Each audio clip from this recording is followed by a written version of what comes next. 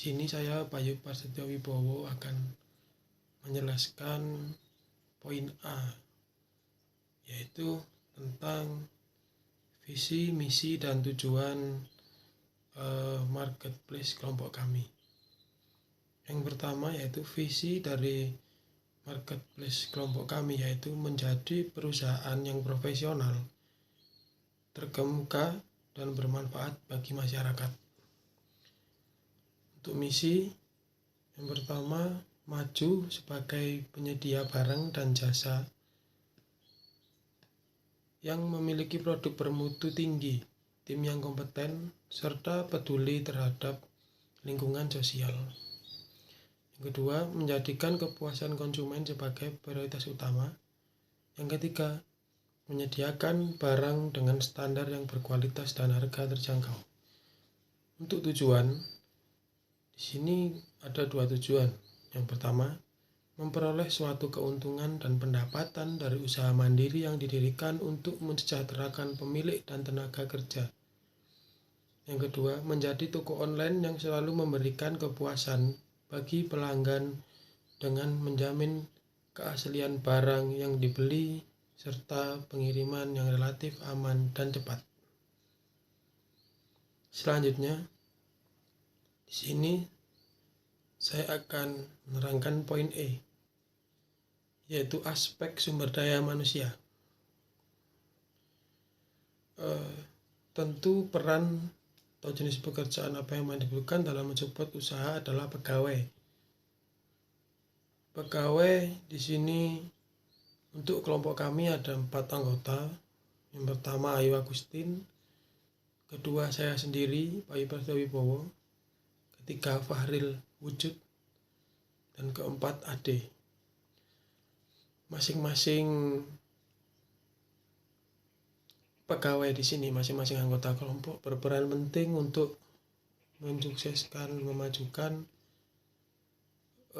marketplace kami agar produk kami laku di pasaran.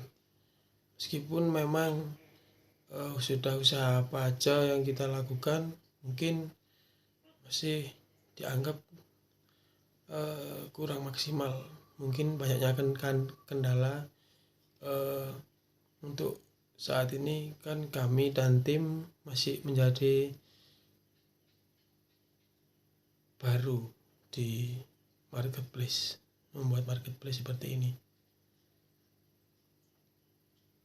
Untuk yang terakhir, saya akan menjelaskan poin F, yaitu kesimpulan. Menggunakan media sosial seperti WA memberikan dampak yang sangat signifikan terhadap penjualan kami. Jadi meskipun kita sebagai penjual produk di marketplace, kita juga perlu memasarkan lewat media-media sosial lainnya, WA, Instagram, dan lain-lain. Agar apa? Agar produk kita juga para konsumen yang mungkin tidak menginstal marketplace, Shopee, dan lain-lain, itu bisa melihat produk kita melalui IG, melalui WhatsApp, dan lain-lain.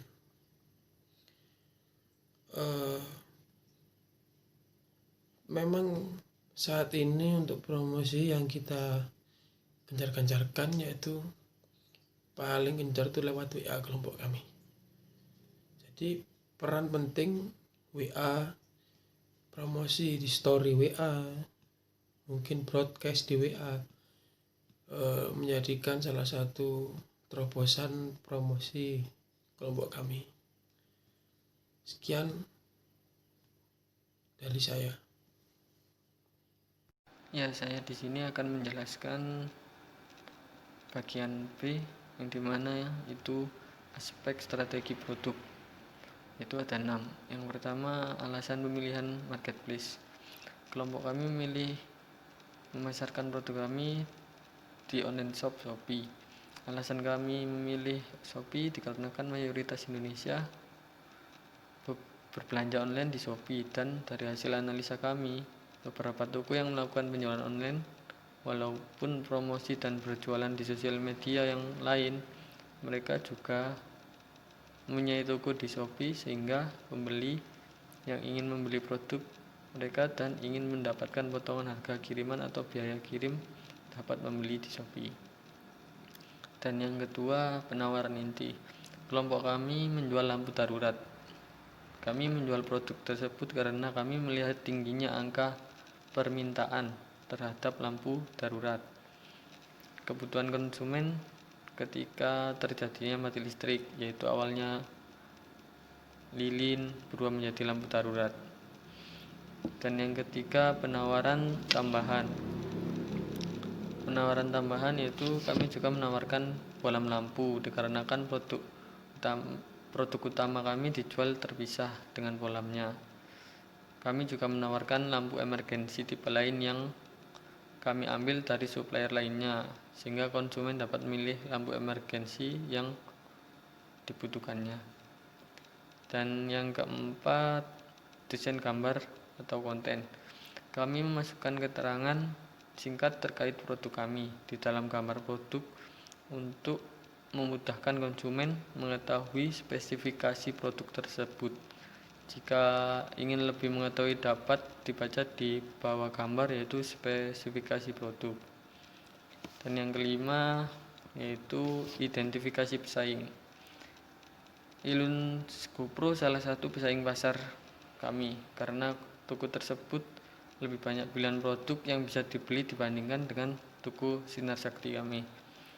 Tetapi kekurangan dari toko Ilun GoPro, dia tidak memiliki pendirian dalam menjual barang karena toko tersebut tidak menjual satu bidang produk seperti lampu dan peretelannya, tetapi toko tersebut juga menjual sembako.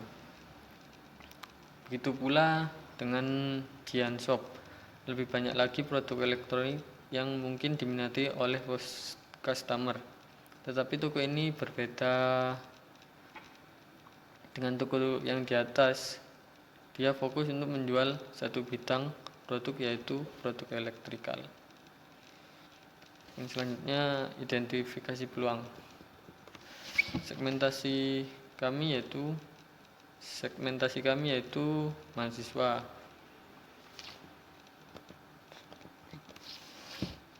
Target pasar dari beberapa segmen di atas, Sinar Sakti memilih target pasar yaitu mahasiswa, pekerja, dan masyarakat umum yang memiliki pendapatan dari terendah, menengah hingga kelas atas di wilayah Indonesia.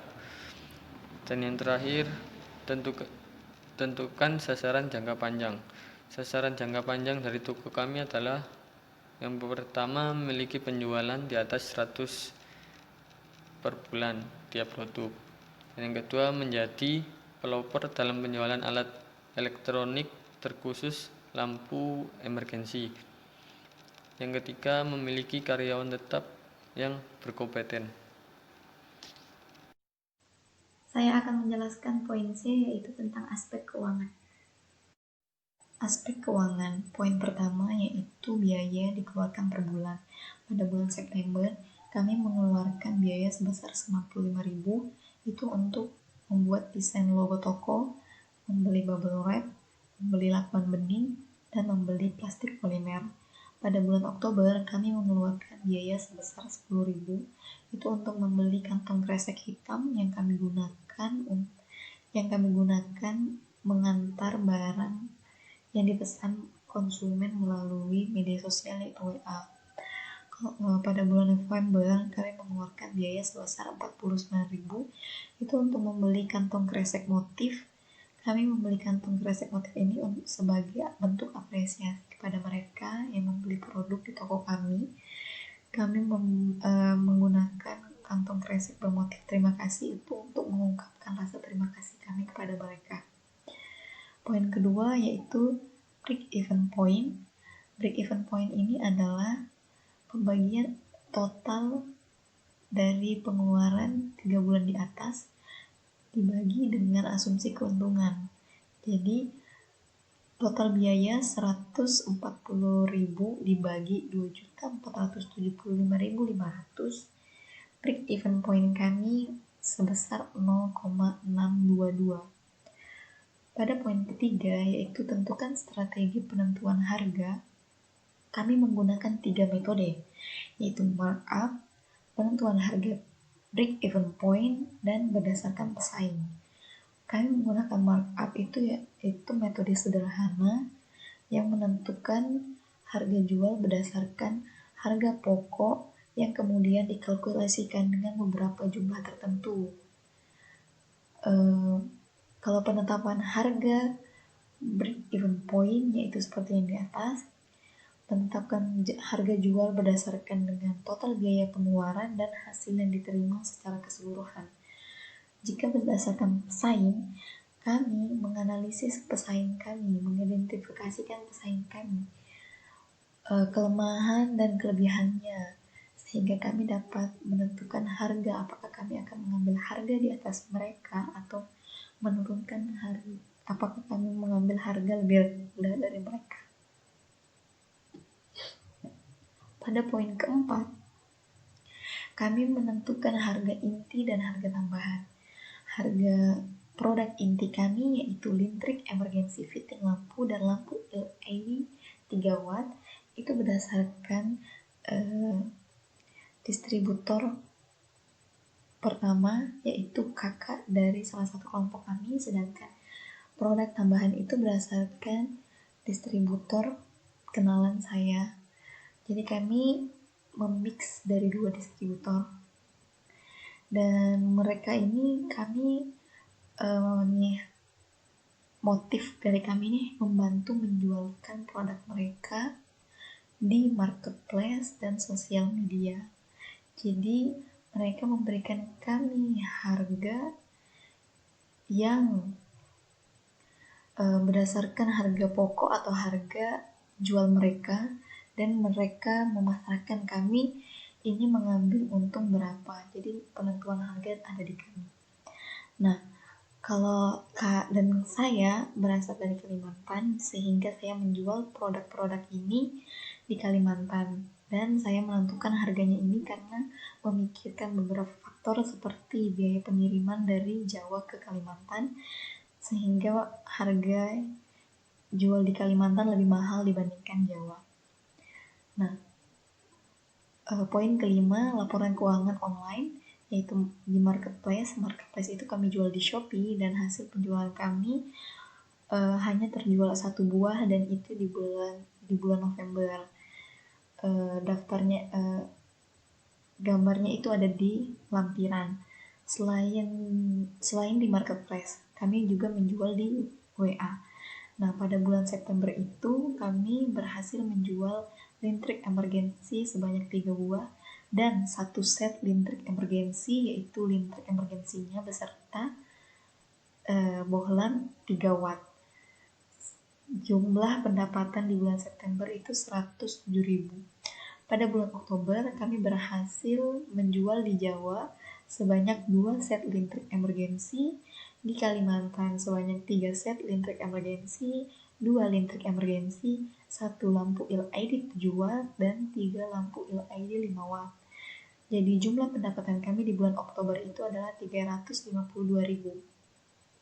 Pada bulan November kami berhasil menjual hanya di Kalimantan sebanyak 3 buah listrik emergency fitting lampu, 2 lampu LED 5 watt, dan 1 lampu LED 7 watt. Jadi pendapatan kami pada bulan November sebanyak 177.000. 6. Laporan keuangan offline. Laporan offline ini, jadi motif saya berjualan di Kalimantan itu terutama di kota saya. Kenapa? Karena di kota saya ini sering terjadinya pemadaman listrik secara bergilir atau bisa jadi satu kota. Itu dikarenakan beberapa faktor seperti perbaikan pipa gas alam. Jadi di kota saya ini menggunakan gas alam untuk masak, tidak lagi menggunakan tabung gas kiloan, walaupun masih ada yang menggunakan. Nah, karena kejadian seringnya terjadi pemadaman lampu, jadi saya berinisiatif juga menjual produk saya ini di Kalimantan. Nah, pada bulan September itu tidak ada penjualan karena kami, terutama saya, masih fokus pada penjualan di marketplace. Bagaimana cara saya menjual di marketplace, menarik konsumen untuk mengunjungi toko kami di marketplace. Pada bulan Oktober itu saya berhasil menjual 2 set listrik emergensi dan 1 surya lampu emergensi. Ini dikarenakan waktu itu tetangga saya lagi ngobrol bersama ibu saya di rumah dan lampu padam. Saya menyalakan lampu emergensi. Tetangga saya ini di rumahnya itu menggunakan lilin, jadi dia tuh tertarik gitu dengan lampu emergensi ini. Akhirnya dia membeli. Jadi pendapatan toko kami pada bulan Oktober itu sebesar 115.000. Pada bulan November itu saya berhasil menjual 15 set listrik emergensi, 5 surya lampu emergensi, dan 1 lampu darurat dan lentera. Ini dikarenakan pada bulan September, Oktober, November itu sebenarnya keluarga saya punya banyak acara seperti pernikahan, akikah, atau yang lainnya. Dan kami itu, keluarga saya punya adat, walaupun bukan keluarga saya aja ya, punya adat itu seperti rewang ya, membantu orang yang punya hajatan itu seperti masak-masak, membantu masak gitu. Nah, karena saya tahu, menurut analisis saya, lihat pada orang-orang, warga Indonesia ini kalau jualan itu ke keluarganya, dan keluarganya itu ada rasa tidak enak gitu kalau tidak membeli. Itulah keunikannya warga Indonesia, ada rasa tidak enak jika tidak membeli barang keluarga tersebut. Nah, itu pun berlaku kepada keluarga saya. Jadi keluarga saya itu kalau misalnya ada barang yang mereka jual, mereka jualnya ke keluarga. Akhirnya saya inisiatif itu pada bulan November minta tolong kepada tante saya untuk mempromosikan produk saya kepada keluarga saya. Nah, pada saat itu lagi ada rewang, jadi saya beserta tante saya itu mempromosikan produk saya. Alhasil saya dapat menjual sebanyak yang tadi saya sebutkan, dan pada bulan November pendapatan toko kami itu sebesar 985.000. Selanjutnya aspek pemasaran akan dijelaskan oleh teman saya. Ya, di sini saya akan menjelaskan poin D yang menjelaskan tentang aspek pemasaran, yaitu tentang menentukan promosi di marketplace. Yaitu yang pertama, alasan penggunaan fitur. Ada 6 poin di sini. Yang pertama, promo toko. Kelompok kami memilih fitur ini dikarenakan kami dapat memberikan diskon, sehingga dengan diskon tersebut dapat menarik minat orang-orang yang melihat produk kami sehingga mereka mengklik untuk masuk ke toko kami. Dan yang kedua, voucher toko. Selain fitur promo toko, kami juga bisa mengaktifkan fitur voucher toko, sehingga pembeli bisa menggunakan voucher tersebut untuk mendapatkan diskon lebih saat membeli produk kami. Yang ketiga, produk pilihan toko. Kami memilih fitur ini agar produk andalan kami dapat langsung dilihat oleh pembeli saat mencari di halaman pencarian Shopee, memudahkan untuk pencarian. Dan yang keempat, paket diskon. Kami memilih fitur ini agar produk kami yang mahal juga dilirik konsumen yang datang mengunjungi toko kami. Yang kelima, combo hemat. Kami memilih fitur ini agar konsumen lebih mudah dalam membeli barang yang berkaitan seperti produk utama kami, yaitu listrik emergency, fitting lampu, dengan produk tambahan yaitu kami tambahkan kirim barangnya, terlebih di daerah seperti Kalimantan dan lainnya. Yang selanjutnya adalah dampak penggunaan fitur. Dengan memanfaatkan fitur yang tersedia di marketplace, ini sangat membantu menyebarluaskan info tentang barang yang kita jual dan menarik minat konsumen untuk mengunjungi toko Sinar Sakti. Walaupun kami telah memakai fitur promosi di atas, kami belum dapat meningkatkan penjualan toko kami. Dan yang selanjutnya, alasan jika tidak menggunakan fitur yang lain. Dari 7 fitur promo, kami hanya memakai 5 fitur. Dikarenakan kami ingin memantau hasil penggunaan 5 fitur di atas apakah berdampak pada penjualan toko atau tidak. Dan hasilnya penjualan belum meningkat sehingga kami mempertimbangkan apakah akan memakai fitur flash sale yang dimana promo ini memberikan diskon dengan waktu terbatas. Sedangkan fitur promosi yang memiliki waktu lebih panjang dari flash sale tidak berdampak.